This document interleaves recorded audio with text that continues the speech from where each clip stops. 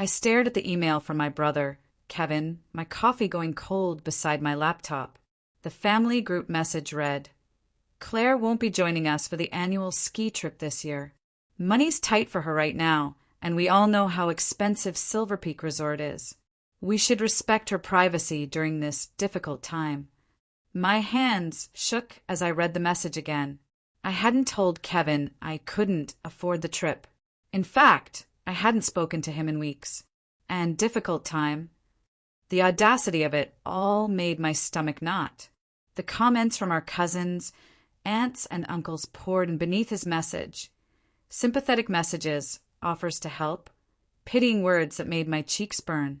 I closed my laptop and walked to the window of my modest apartment.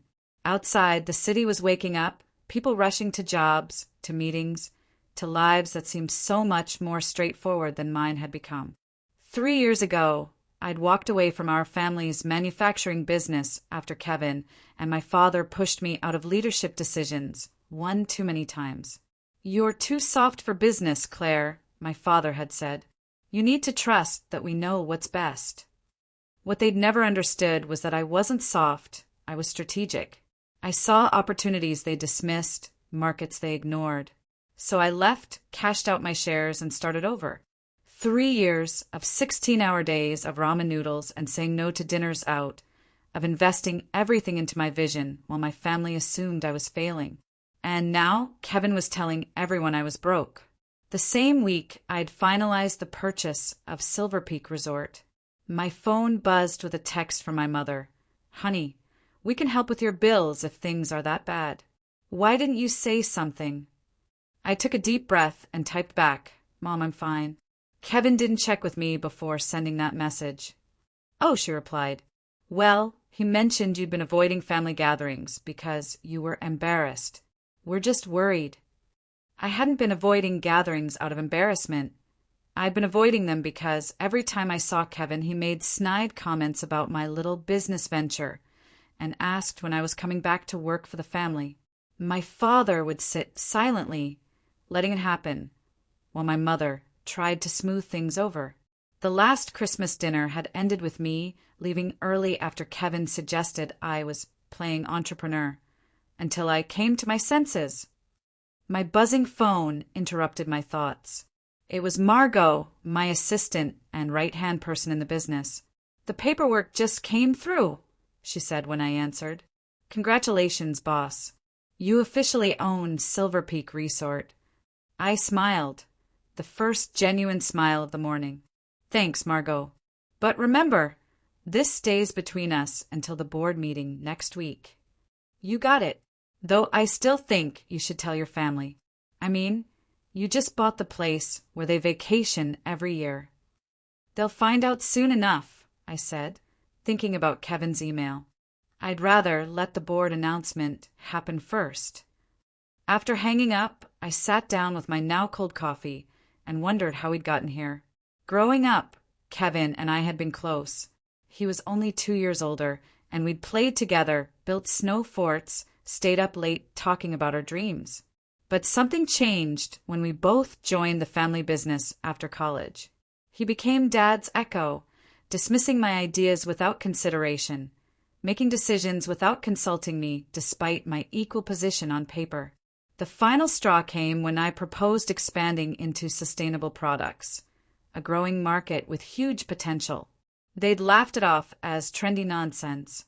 6 months after I left, our biggest competitor launched a sustainable line that captured a massive market share.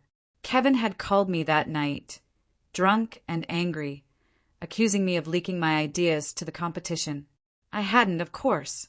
They'd simply seen the same opportunity one had. My phone buzzed again, an email notification. The resort manager at Silver Peak wanted to confirm our meeting tomorrow. This was really happening. I had spent 3 years building a consulting firm, specializing in sustainable business practices, leveraging connections and knowledge from my family business days. When I heard Silver Peak Resort was struggling and looking for buyers, I pulled together investors who believed in my vision for transforming it into the first fully sustainable luxury ski resort in the region. The purchase had been kept quiet, Negotiations were delicate, and I didn't need my family's opinions clouding the process. Now that it was final, the board would announce new ownership next week. My family, planning their annual trip for the following month, would find out then. Or so I thought, until Kevin's email forced my hand. I picked up my phone and dialed my cousin Emma, the only family member I'd stayed close with after leaving the business. "Did you see Kevin's message?" I asked when she answered. "I did," she said, her voice tight with anger. "What a jerk. Where does he get off telling everyone you're broke?" "That's what I'd like to know. Are you going to correct him? Because if you don't, I will." I paused, considering. "Actually, I have a better idea. Are you free for coffee? I could use your help with something." An hour later, Emma sat across from me at our favorite cafe, her eyes wide as I explained my situation. "Wait," she said, holding up her hand. "You bought Silver Peak? The entire resort? And nobody in the family knows?" I nodded, sipping my latte. "The announcement goes public next week. I was going to tell Mom and Dad afterward, but now with Kevin's email." Emma leaned back, a slow smile spreading across her face. "Oh my God, this is too perfect. He tells everyone you can't afford the trip, not knowing you literally own the place." She laughed. "So what's your plan?" "That's where I need your help. I don't want to just tell them. After that humiliating email, I want them to find out in a way that Kevin can't spin or downplay." Emma's eyes gleamed. "Count me in. What did you have in mind?" "The family trip is in 5 weeks. I was thinking I'd let them all arrive, get settled in, and then make my appearance as the new owner." "That's deliciously devious," Emma said. "But why wait? Why not tell them now?" I stirred my coffee thoughtfully. "Because I want them to see it. The changes I'm already implementing. The vision becoming reality.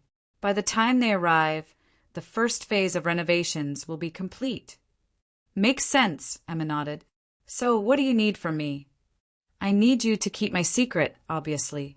But also," I leaned forward, "I need you to convince everyone that they should still go on the trip, even though poor Claire can't make it." "Oh, that won't be hard. Your brother's already playing the sympathy card, saying we should all appreciate what we have and not take family traditions for granted." Emma rolled her eyes. "He's really milking this." My jaw tightened. Typical. He's always been good at using others to boost himself. "So I'll make sure everyone goes, and you'll what? Greet them in the lobby." I shook my head. "No, I want to observe first. See how they're treating the staff. Hear what they're saying when they think I'm not around. You'll let me know when everyone's arrived and settled." Emma's expression became serious. "Claire, are you sure about this? I mean, I'm all for putting Kevin in his place, but your parents will be there too. This might hurt them." I sighed, feeling the weight of her concern. "I know, but they've stood by while Kevin undermined me for years. Maybe it's time they saw the consequences of that." "Fair enough," Emma said. "I just don't want you to damage relationships beyond repair." "I appreciate that." I reached across the table and squeezed her hand. "But some of these relationships might need a serious shake-up to ever be healthy." After meeting with Emma, I headed to my office to prepare for tomorrow's trip to Silver Peak. My small but successful consulting firm occupied half a floor in a downtown building. Nothing flashy, but professional and efficient, like everything I'd built since leaving the family business. Margot met me at the door, tablet in hand. "Your flight's confirmed for 8 a.m. Car service will pick you up at 6. I've scheduled meetings with all department heads throughout the day, and the current GM will give you a full property tour." "Thanks, Margot. Have the preliminary redesign plans arrived from the architect?" "They came in this morning," she said, falling into step beside me as I walked to my office. "I've loaded them on your tablet. The sustainability engineer's report is there too." I settled at my desk, reviewing the files Margot mentioned while she brought me up to speed on other business matters. When she finished, she lingered in the doorway. "Something else?" I asked, looking up from my tablet. I was just wondering, are you really going to let your family show up at the resort without telling them you own it now? I sighed. Emma's been texting you, hasn't she? Margot grinned unapologetically. She might have mentioned your plan. For what it's worth, I think it's genius, especially after that email your brother sent.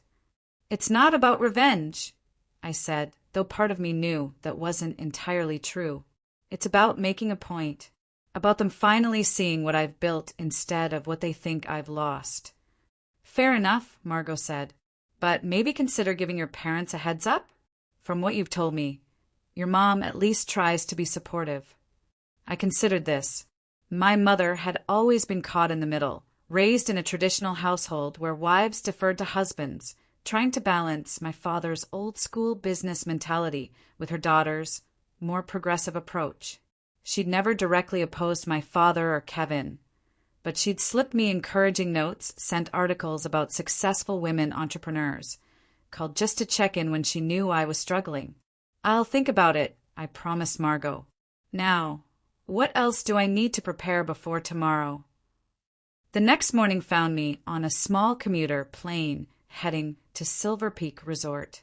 I gazed out the window as we descended into the mountainous landscape, patches of early snow already dusting the highest peaks.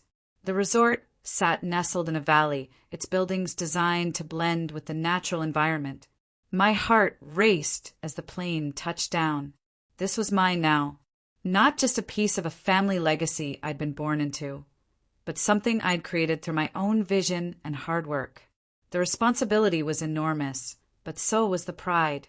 Mark Griffith, the current general manager, met me at the small airport. In his 50s with salt and pepper hair and outdoor weathered skin, he had the easy confidence of someone who knew the mountains like family. Ms. Harrington, he greeted me, extending his hand. Welcome to Silver Peak. Claire, please, I said, shaking his hand firmly. Thank you for meeting me personally. Of course. It's not every day we get a new owner, especially one with your vision for the place. As we drove from the airstrip to the resort, Mark filled me in on operational details, current staffing levels, reservation numbers for the upcoming season, maintenance issues that needed addressing. I listened carefully, asking questions, making mental notes. I have to say, Mark said as we pulled into the resort's entrance, when I heard a 35-year-old woman was buying the place, I had my doubts. No offense, he added quickly. None taken, he said. I'm used to being underestimated. He glanced at me. After our calls these past weeks, I'm not making that mistake. Your plans for this place are exactly what it needs. The resort's main lodge came into view, a grand structure of stone and timber that had seen better days. The roof needed repair in places, and the landscaping had grown somewhat wild. But I could see past the current state to what it could become. It's beautiful, I said, even with the wear and tear. It was the crown jewel of the region 20 years ago, Mark said. But the previous owners didn't invest in keeping it current. They tried to cut costs instead of innovating. He parked in front of the main entrance. Sound familiar? I smiled wryly. Very. My family's business is heading down the same path. The family that comes here every January. Mark asked. The manufacturing folks. I turned to him, surprised. You know about them? He laughed. Ms. Harrington. Claire, this is a small resort in a remote location. We know all our regular guests, especially the ones who book multiple cabins and stay for 2 weeks. The Harrington family trip is practically legend among the staff. Legend? That sounds ominous. Mark's expression turned diplomatic. Let's just say some of your family members are more memorable than others. Let me guess. My brother Kevin is particularly memorable. Mark hesitated before responding. We aim to please all our guests. Mark, I appreciate the professionalism, but I need honesty from my management team. Is my brother a problem guest? He sighed. He's demanding. Talks down to staff, especially women, complains to get upgrades or freebies, always mentioning how much money your family spends here. I nodded, unsurprised but still disappointed. And my father? Similar, but less vocal about it. Your mother is lovely, always thanking staff, remembering names. There's a younger woman who comes too. Your cousin, maybe? She's well liked. Emma, I confirmed. She's the only one who knows I've bought this place. Mark raised an eyebrow. So the family trip this January will be quite a surprise, then? You could say that. I gathered my tablet and briefcase. Now, shall we start the tour? I'm particularly interested in seeing where we could implement the solar array. The day passed in a whirlwind of meetings, tours, and discussions. I met with department heads, inspected facilities, reviewed financial reports, and walked the property with the sustainability engineer. By evening, I had a clearer picture of the challenges and opportunities ahead. Over dinner with Mark and the management team in the resort's main restaurant, I outlined my initial priorities. First, we address maintenance issues that impact guest experience or staff efficiency. Second, we begin the sustainability upgrades that will reduce operating costs. Third, we refresh the public spaces to reflect our new direction. Ambitious for the first month, said Lisa, the director of operations, but I like it. Can we really make significant changes before the holiday season? Asked Robert, the facilities manager. That's our busiest time. We'll have to work smart, I acknowledged. Some changes will be behind the scenes, more efficient systems, staff training. Others will be visible but minimally disruptive, updated furnishings, new signage reflecting our sustainable focus. The major renovations won't begin until spring. And the rebranding. Mark asked, when does that launch? The announcement about new ownership goes out next week. New branding elements will roll out gradually after that, with full implementation by the start of next season.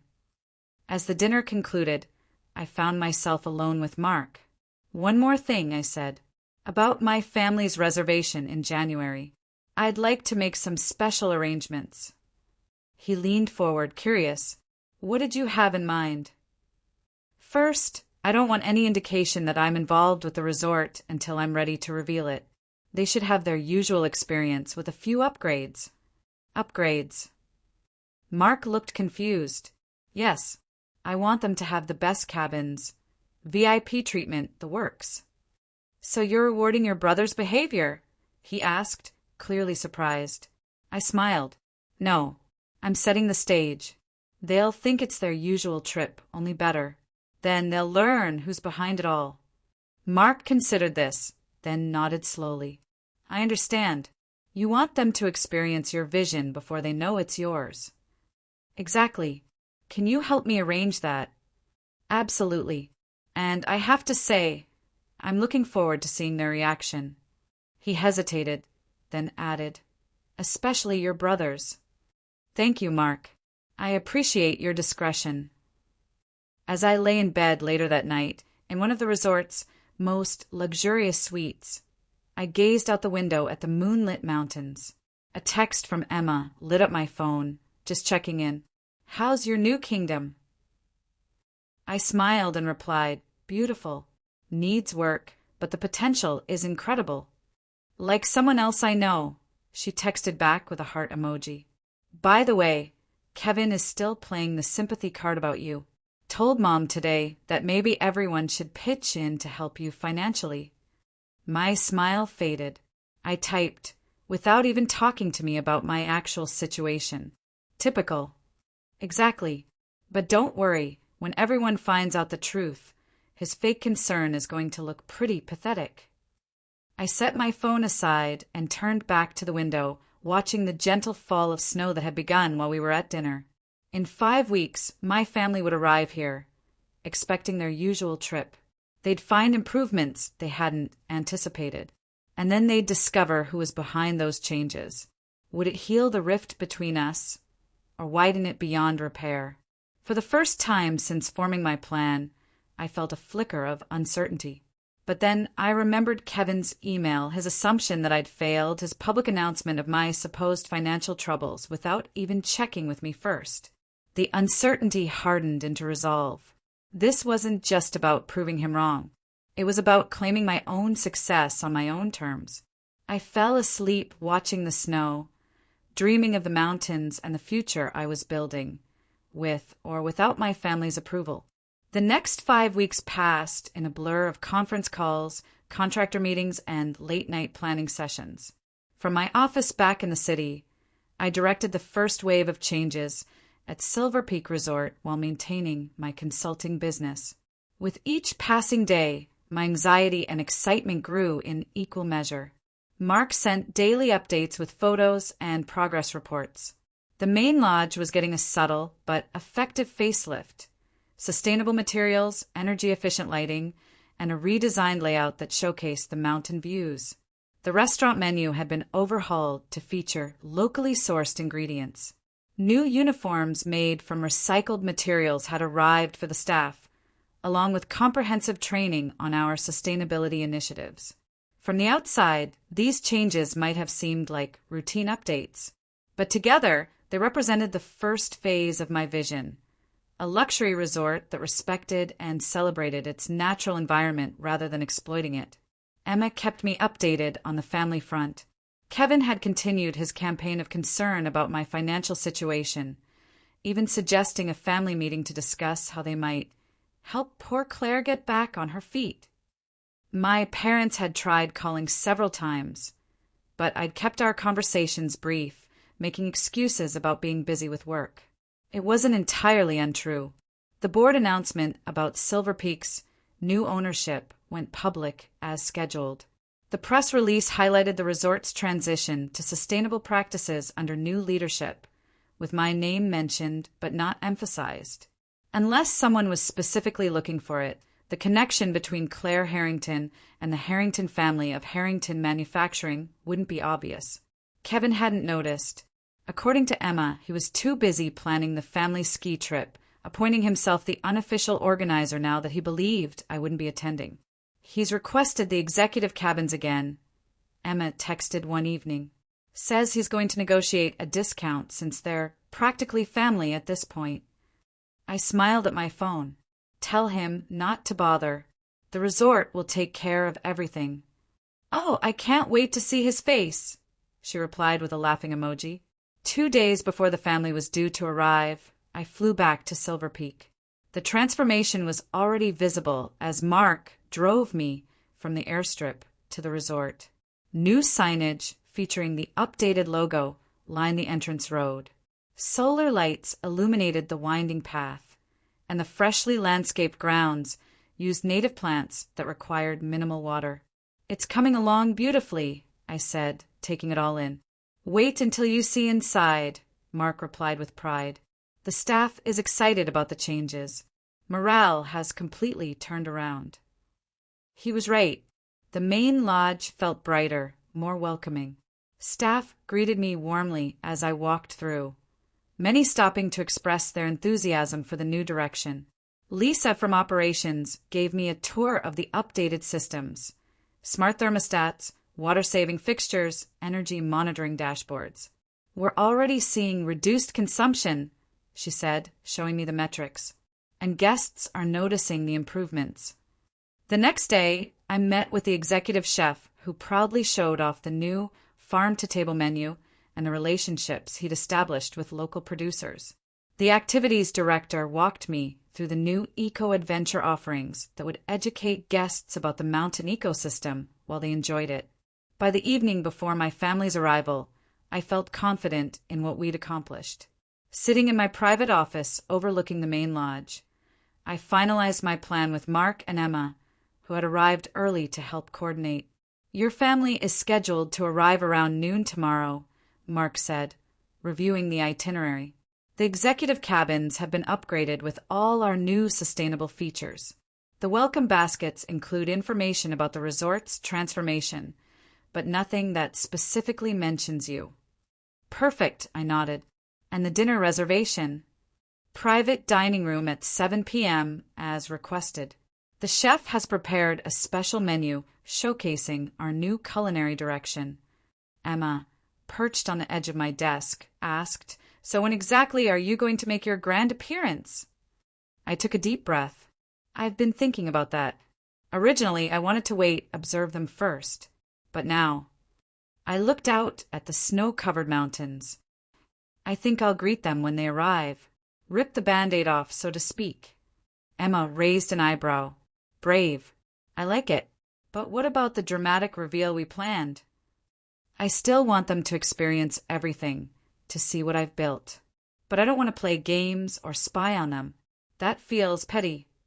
Mark nodded approvingly. I think that's wise. More professional. Besides, I added with a small smile, Kevin's face when he realizes I own the place he's been coming to for years. That will be dramatic enough. Later that evening, alone in my suite, I called my mother. It was time for at least a partial truth. "Claire, honey," she answered, sounding surprised. "I was just packing for our trip tomorrow. Is everything all right?" "Everything's fine, Mom," I assured her. "Better than fine, actually. I have some news." "Oh." Her voice held a note of caution. "Good news, I hope?" "Yes, very good, but I'd rather tell you in person. Are you looking forward to Silver Peak?" "Of course, though it won't be the same without you there. Kevin says you're having financial troubles. Are you sure we can't help?" I suppressed a sigh. "Mom, I'm not having financial troubles. Kevin assumed that without asking me." "Oh." She sounded confused. "Then why aren't you joining us? This is the first family trip you've missed." "I didn't say I wouldn't be there," I replied carefully. "Just trust me, okay? I'll see you tomorrow." After a moment of silence, she said, "Claire Elizabeth Harrington, what are you up to?" I laughed. "Nothing bad, I promise. Just a surprise." "Well, now I'm intrigued. Should I tell your father?" "No," I said quickly. "Don't tell anyone. Let it be a surprise for everyone." After hanging up, I stood at the window watching the gentle snowfall. Tomorrow would change everything, for better or worse. I'd spent 3 years building a new life, proving to myself that I could succeed without my family's business. Now it was time to show them too. Sleep came fitfully that night, my dreams filled with confrontations and reconciliations in equal measure. I woke early, watching the sunrise paint the snow-covered peaks in pink and gold. After a light breakfast and a final review meeting with my management team, I retreated to my office to wait. Emma texted updates as the family convoy made its way up the mountain road. First my parents' car, then Kevin and his wife Jennifer, followed by my uncle's family and my other cousins. My stomach knotted with each message. At 12:15, Emma's text read, "They've arrived." Kevin's already complaining about having to wait for check-in. Showtime. I took a deep breath, checked my appearance one last time in the office bathroom mirror, and headed down to the lobby. Through the large windows, I could see my family gathered outside, unloading luggage from their vehicles. Kevin stood apart, gesturing emphatically while speaking to Mark, who maintained a polite but unmoved expression. I pushed through the main doors, the cold mountain air instantly pinking my cheeks. My cousin Ben saw me first, his eyes widening in surprise. "Claire," he called out, "what are you doing here?" Heads turned. My mother broke into a smile. My father looked confused. And Kevin froze mid-sentence, his mouth hanging slightly open. "Hello, everyone," I said, walking toward them with as much confidence as I could muster. "Welcome to Silver Peak." My mother rushed forward to hug me. "This is your surprise? You decided to come after all." Over her shoulder, I watched Kevin's expression shift from shock to something like relief. He thought I'd simply changed my mind about joining the trip. "Not exactly, Mom," I said, gently disentangling myself from her embrace. I turned to Mark. "Thank you for greeting my family, Mark. I can take it from here." "Of course, Ms. Harrington," he replied formally, with just the slightest emphasis on my name. Kevin's relief vanished. replaced by confusion. You two know each other? We do, I confirmed, then addressed the whole family. Mark is the general manager here at Silver Peak, and I paused, my heart hammering in my chest. I'm the new owner. The silence that followed seemed to stretch for an eternity. My mother's hand flew to her mouth. My father's eyebrows shot up toward his hairline. Various cousins exchanged glances, murmuring among themselves. Kevin recovered first, laughing uncomfortably. Very funny, Claire. Did Emma put you up to this? Emma, standing nearby, crossed her arms with a smirk. Nope, all her. It's not a joke, Kevin, I said evenly. I purchased Silver Peak Resort last month. The renovations you see underway are part of my plan to make this the first fully sustainable luxury ski resort in the region. My father stepped forward, his businessman's mind clearly running calculations. You bought this entire resort? How? I built a successful business, I replied simply. My consulting firm specializes in helping companies transition to sustainable practices. When I heard Silver Peak was for sale, I put together an investment group and made an offer. But that would cost millions, Kevin interjected, still looking for the catch. Yes, I agreed. It did. My mother reached for my hand. All this time we thought. Kevin said you were struggling. I know what Kevin said. I turned to my brother. You told everyone I was too poor to join the family ski trip. You didn't bother to ask me if that was true. You just assumed I'd failed. Kevin had the grace to look embarrassed, but only briefly. How was I supposed to know? You've barely spoken to any of us in years. That's not true, Emma piped up. She talks to me all the time. Fine, Kevin amended. You've barely spoken to the people who actually matter in this family. A hush fell over the group at his words. Even Jennifer, Kevin's wife, looked uncomfortable. My father cleared his throat. Kevin, that's enough. But I held up my hand.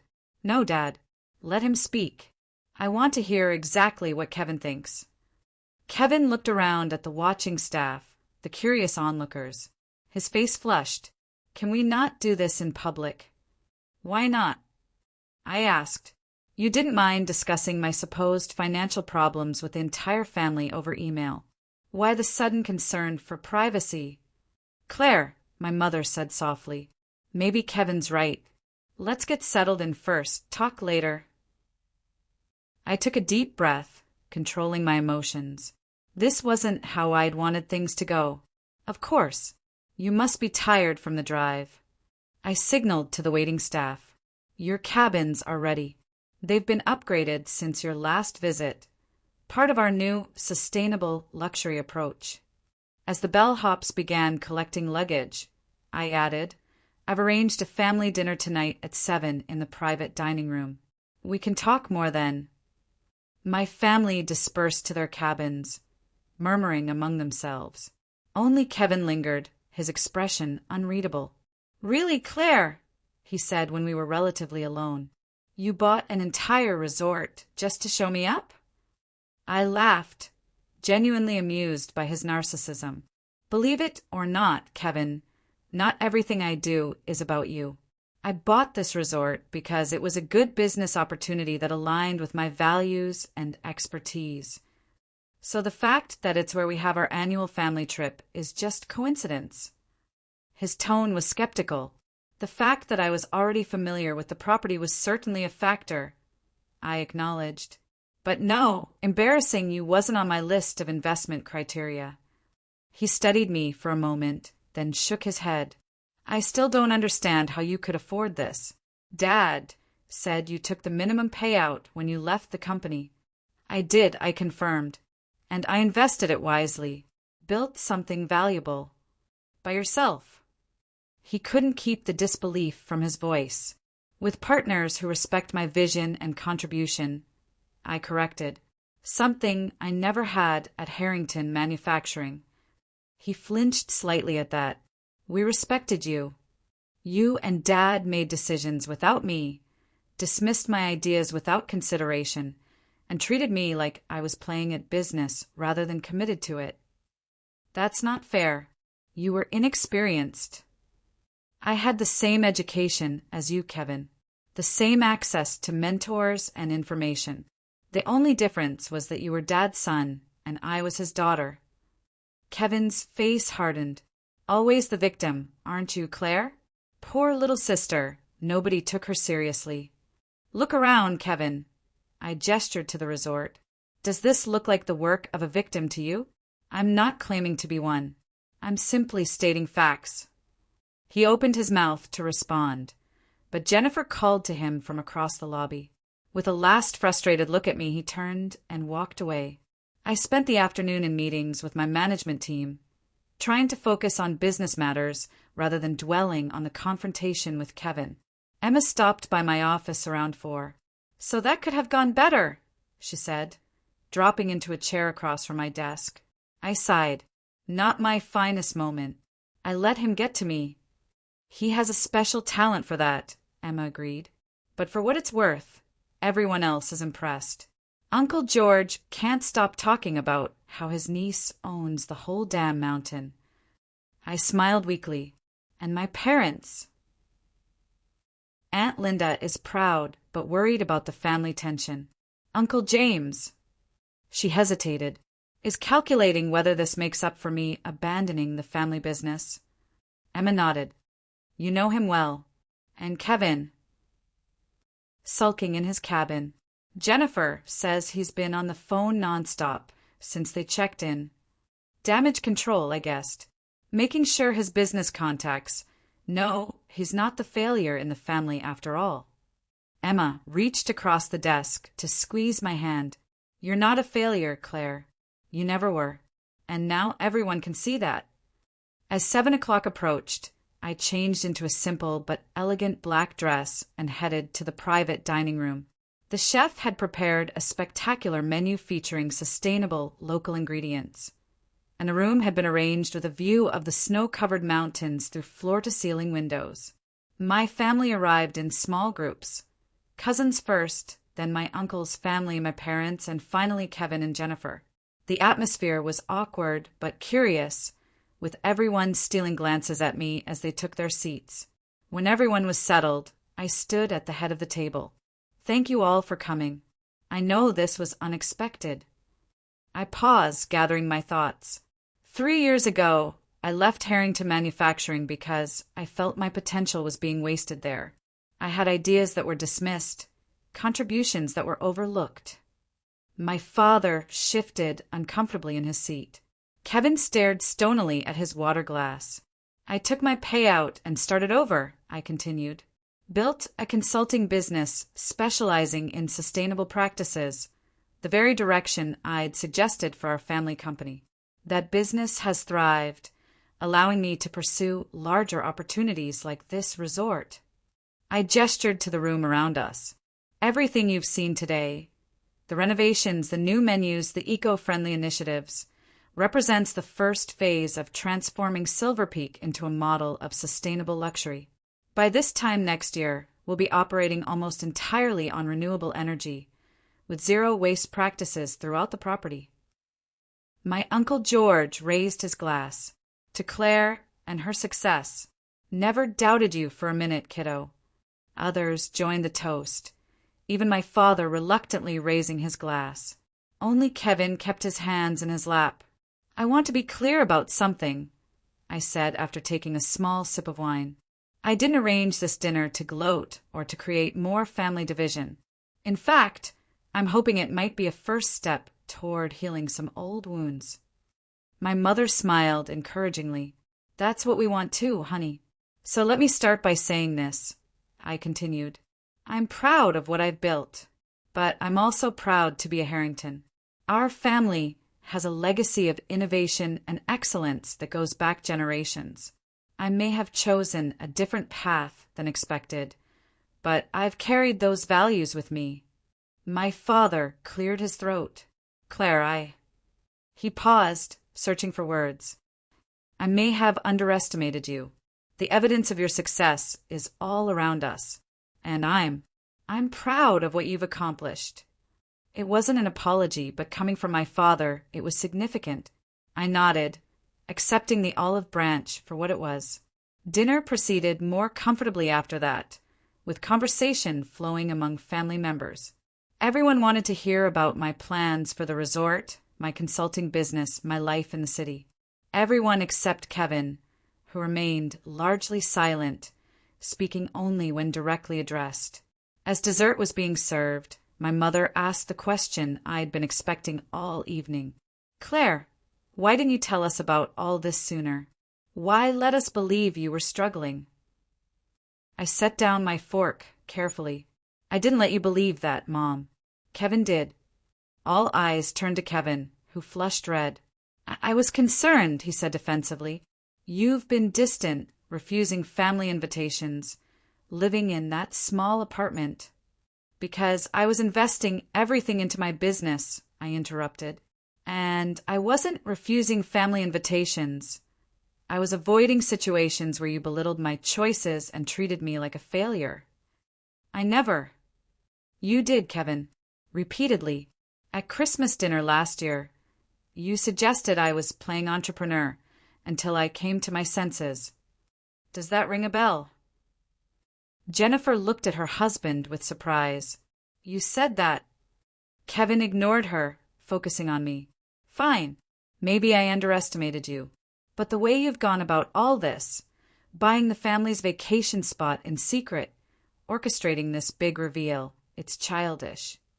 "Kevin, my father warned." But Kevin continued, his frustration finally boiling over. "No, Dad, someone needs to say it."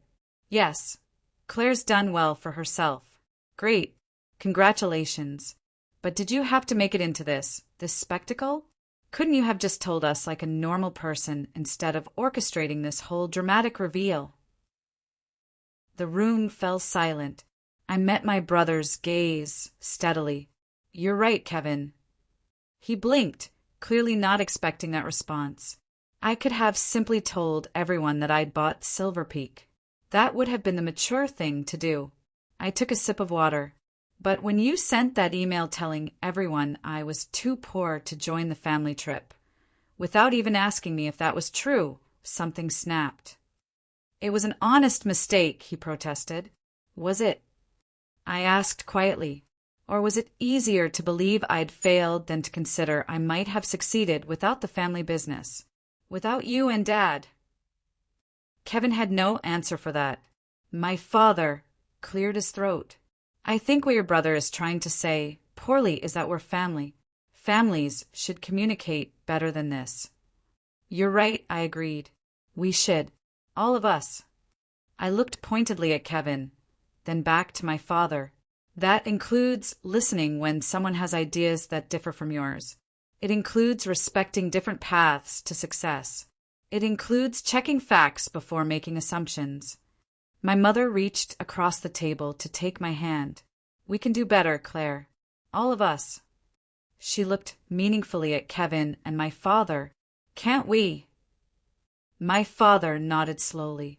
"We can, and perhaps should start by acknowledging that Claire's vision about sustainable business practices was clearly ahead of its time."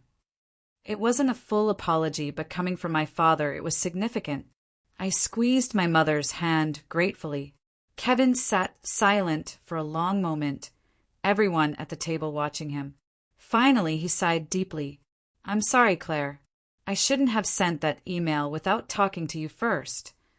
It wasn't everything, but it was a start. Thank you, Kevin. I accept your apology." The tension in the room eased noticeably. Conversations resumed around the table as dessert was finished. When the meal concluded, my father approached me while others were saying their goodnights. "Your mother and I would like to see more of the resort tomorrow," he said, "if you have time to show us." "I'd like that," I replied, surprised but pleased. As the room emptied, only Kevin remained, hanging back until we were alone. He approached hesitantly. "That email," he said, not quite meeting my eyes. "I didn't send it to hurt you." "I know," I said, and I did. Kevin had always been more thoughtless than malicious. "When you left the company—" He hesitated. "Things got harder. The clients who liked working with you, the employees who were loyal to you, they noticed your absence. I'm sorry about that, I said, meaning it, but I couldn't stay where I wasn't valued. He nodded slowly. I get that now. Seeing all this. He gestured vaguely at the resort around us. You've built something impressive, Claire. Really impressive. Thank you, Kevin. I just wish. He trailed off. What? I wish you'd built it with us. With the family. I studied my brother, really looked at him, perhaps for the first time in years. Behind the bluster and competitiveness, I could see genuine regret, maybe even a touch of fear. The family business had always been his future, his identity. My success outside of it threatened those certainties. Maybe there's still a way we could work together, I said carefully. Not me coming back to Harrington Manufacturing. That ship has sailed, but a partnership, perhaps. Your manufacturing expertise, my sustainability focus. Hope flickered in his eyes. You'd consider that? After everything. We're family, Kevin, despite our differences. And business is business. If there's a mutually beneficial opportunity, why not explore it? He nodded thoughtfully. I'd like that. As we walked toward the lobby together, Kevin asked, So, do I still have to pay for my cabin? Or do I get the family discount now? I laughed, surprised by the joke from my usually serious brother. Don't press your luck. I'm still running a business here. He smiled, a genuine smile without the competitive edge I'd grown accustomed to seeing. Fair enough. Good night, Claire. Good night, Kevin. I watched him walk away, feeling lighter than I had in years. There was still much to repair in our relationship, in my relationship with my father. Trust that had been broken wouldn't be instantly restored. But for the first time since I'd left the family business, I could see a path forward that included my family rather than excluded them. The next morning, I woke to heavy snowfall, perfect powder for skiing. From my window, I could see family members already gathering, excitedly preparing for a day on the slopes. My phone buzzed with a text from Emma. Breakfast at the main restaurant? Everyone's talking about your resort. I smiled, texting back my agreement. As I dressed in ski gear, I realized something had shifted within me. The need to prove myself, to show my family I could succeed without them, it was still there, but no longer all-consuming. I had proven myself, not just to them, but to myself. The rest would come with time. Outside, the mountains stood majestic against the clear blue sky, fresh snow glistening in the morning sun. My mountains now, at least in part, not because I was a Harrington, but because I'd earned them, on my own terms, with my own vision.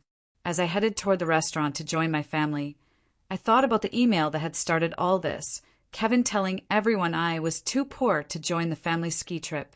The hurt and anger I'd felt reading those words seemed distant now, replaced by something unexpected, gratitude. His thoughtless message had pushed me to reveal my success on my own timeline in my own way. It had forced a confrontation that, painful as it was, had cleared the air after years of festering resentment. Sometimes, I reflected, the people who underestimate you do you the greatest favor of all. They push you to prove them wrong. And in doing so, you discover strengths you never knew you had. I spotted my family through the restaurant windows, gathered around a large table, laughing together. Kevin noticed me first, raising his coffee cup in acknowledgement. My father pulled out an empty chair beside him. My mother smiled warmly, and Emma gave me a subtle thumbs up. With a deep breath of crisp mountain air, I walked toward them, ready to begin a new chapter, not just as the owner of Silver Peak Resort, but as a Harrington finding her way back to family on new, more equal terms.